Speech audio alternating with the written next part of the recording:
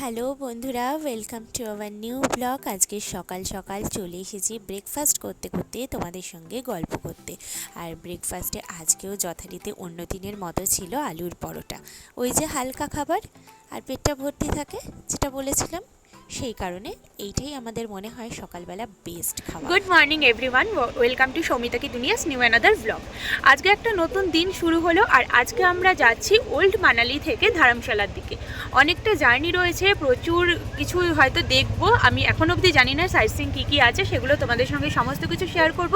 Please একটু প্রথম থেকে শেষ অবধি সাথে থেকো, আর যারা নতুন ব্লগটা দেখছো প্লিজ একটুখানি চ্যানেলটা সাবস্ক্রাইব করে আমার পাশে থেকো। আমার একটা জিনিস দেখে ভীষণ ভালো লাগলো যে যখন এদের মতো প্রাণীরা রাস্তা দিয়ে যায়, তখন সমস্ত গাড়ি কিন্তু এক সাইডে লাইন দিয়ে দাঁড়িয়ে যায়। আর তারপর আমরা একটুখানি পেট্রোল পাম্পে এসেছিলাম তেল ভরার জন্য, সেক্ষেত্রে একটুখানি চেরি আর স্ট্রবেরি নিয়ে ট্রাই করে নিলাম। তারপরে চলে এলাম কিন্তু লাঞ্চ করার জন্য, কারণ খুব খিদেও পেয়ে গেছিলো আর অনেকটা ডিস্টেন্স আমরা কিন্তু ট্রাভেল করে চলেও এসেছি। রাস্তায় এই রেস্টুরেন্টটা দেখে দাঁড়িয়ে পড়লাম। চলো এখন ভেতরে গিয়ে দেখা যাক যে লাঞ্চের জন্য আমাদের খাওয়ার মতো কি পাওয়া যায়। খাবার তো অনেক কিছুই আছে সব জায়গায়, কিন্তু কি বলো তো, আমাদের মতো খাবার তো আর ওখানে আমরা পাই না। পাহাড়ি জায়গায় একটুখানি খাবার দাবার আলাদা রকমেরই হয়। আর এই জায়গায় গিয়ে আমি যা দেখলাম, এখানে খাবারের থেকে গ্রেভির পরিমাণটা কিন্তু অতিরিক্ত, যেটা কিন্তু প্রয়োজনের তুলনায় ওরা অনেকটাই বেশি দেয়। কিছুটা জিনিস নষ্টও হয়, কারণ মানে ওদের তো কোয়ান্টিটিটাই থাকে ওই রকম না। খাবার নষ্ট করতে খারাপ লাগে ঠিকই, তো সেই জন্য আমরা এমন কিছু জিনিস নিই যেটাতে মানে আমাদের হয়ে যায়, মানে পুরোটা আমরা যাতে খেয়ে নিতে পারি। তো আমরা এখানে রুটি নিয়েছিলাম, অমলেট নিয়েছিলাম, চিকেন ছিল, এই দিয়ে আমরা কিন্তু লাঞ্চটা সেরে ফেলেছিলাম।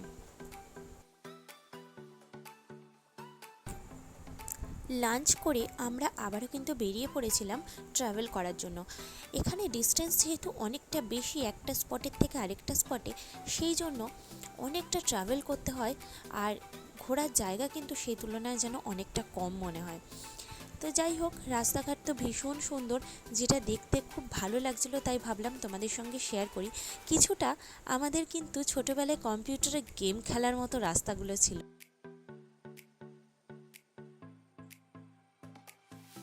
এতক্ষণ ট্রাভেল করার পর আমরা চলে এলাম বৈজনাথ শিব মন্দিরে। চলো এখন ভেতরে যাচ্ছি। মন্দিরে জেনারেলি ভিডিওগ্রাফি অ্যালাউড থাকে না, তাই তোমাদের বাইরেটা একটুখানি দেখিয়ে দিলাম। এখন ভেতর থেকে আমরা দর্শন করে এসে আবার তোমাদের সঙ্গে দেখা করতে আসছি।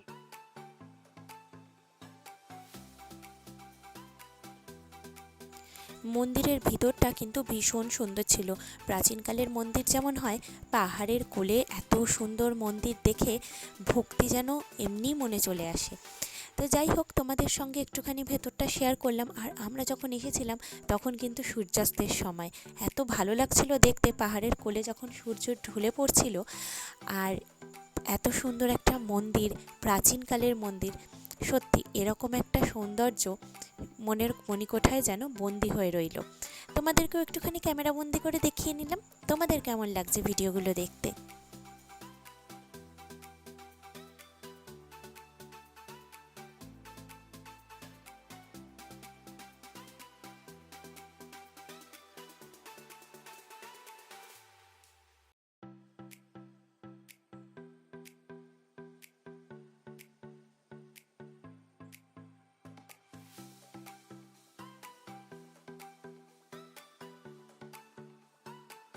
মন্দির দর্শন করে বাইরে বেরিয়ে এসে দেখি ছোলা মাখা বিক্রি হচ্ছে। আমাদের কলকাতার মতো না হলেও খেতে কিন্তু টেস্ট ছিল। তারপরে বেরিয়ে পড়লাম, আর রাস্তাটা তোমরা শুধু দেখো, মানে ভয়াবহ যাকে বলে। একদিকে খাদ ছিল, একদিকে গাছপালা ঘেরা, আর রাস্তা কিন্তু পুরো অন্ধকার। দু একটা গাড়ি ছিল। তারপরে আমরা চলে এলাম চামুণ্ডা মাতা মন্দিরে। চলো এখন ভেতরে যাওয়া যাক। আমরা এখন চামুণ্ডা মাতা মন্দিরে এসেছি, চলো এখন ভেতরে যাওয়া যাক।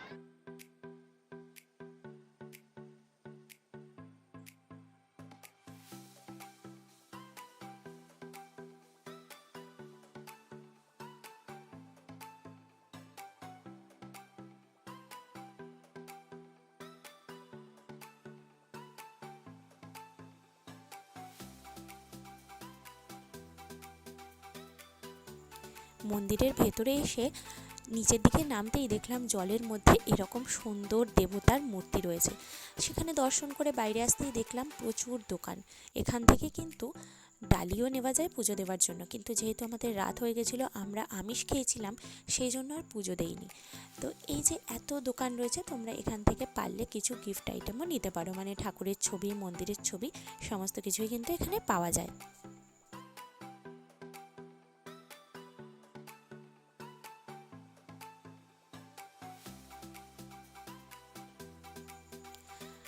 সমস্ত কিছু দেখে আমরা এখন চলে এসেছি রাত্রিবেলা আমাদের হোটেলে। অনেকটাই রাত হয়ে গেছে, চলো এখন হোটেলে গিয়ে চেক ইনটা করে নিই।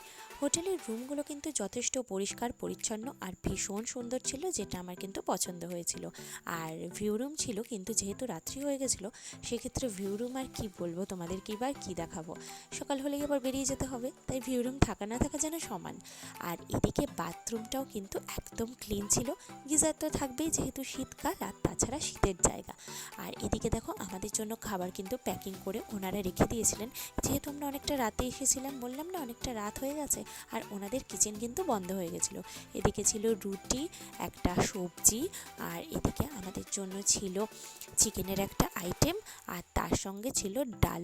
ডালের জিনিসটা আমার ভীষণ ভালো লেগেছে, এই জন্যেই ছোটো একটা বালতির মতো পাত্র করে এখানে কিন্তু আমাদের ডাল দিয়েছিল, আর সঙ্গে ছিল ভাত।